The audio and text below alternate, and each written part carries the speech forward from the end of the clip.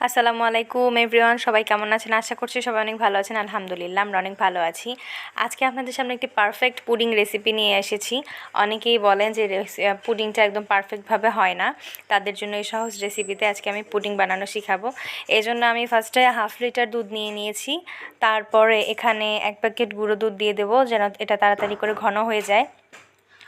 এই যে গুঁড়ো দুধটা আমি দিয়ে দিলাম। তারপরে এটাকে 15 থেকে 20 মিনিট চুলার আঁচটা কমিয়ে তারপরে এটাকে জাল দিতে হবে যেন ঘন হয়ে যায়। যদি দুধটা ভালোভাবে ঘন না হয় তাহলে কিন্তু আপনার পুডিংটা পারফেক্টলি হবে না। এই যে দেখেন দুধটা কিন্তু ওই পাশে ঘন হয়ে আসছে।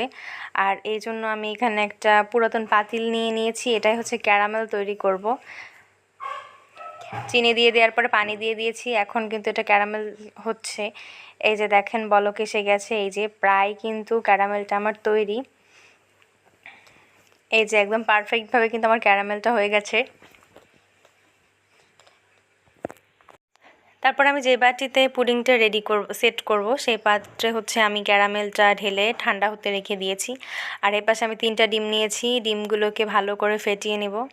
আর ডিম থেকে যেন আস্তে গন্ধটা না আসে এই জন্য আমি লেবুর রস দিয়ে দিয়েছি। আপনারা চাইলে এখানে ভিনেগার, ভ্যানিলা এসেন্স অথবা কেউ হচ্ছে এলাচের যে বিচিটা থাকে ওইটা গুঁড়ো করে আপনারা ইউজ করতে পারেন।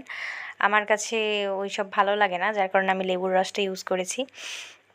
তারপরে এটাকে ভালো করে ফেটিয়ে নিতে হবে, একদম ফোমি একটা টেক্সচারে আনতে হবে। এজন্য অল্প অল্প করে চিনি দিয়ে নিচ্ছি। চিনিটা কিন্তু একবারে দেবেন না, তাহলে ফোমি টেক্সচারে আসবে না।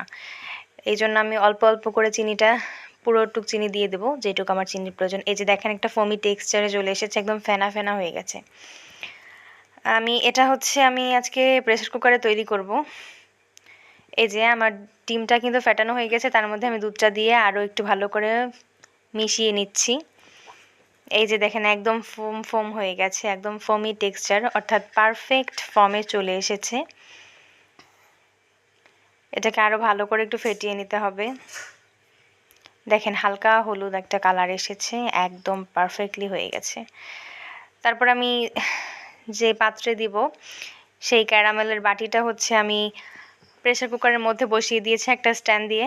তার মধ্যে আমি পুডিংয়ের ব্যাটারটা ঢেলে দিয়েছি। তারপরে চুলাটাকে মিডিয়াম হিটে রেখে আমি 20 থেকে 25 মিনিটের মতো চুলায় দেব।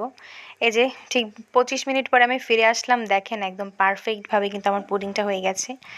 এখন আমি এটাকে বাটি থেকে বের করে প্লেটে ঢেলে নেব।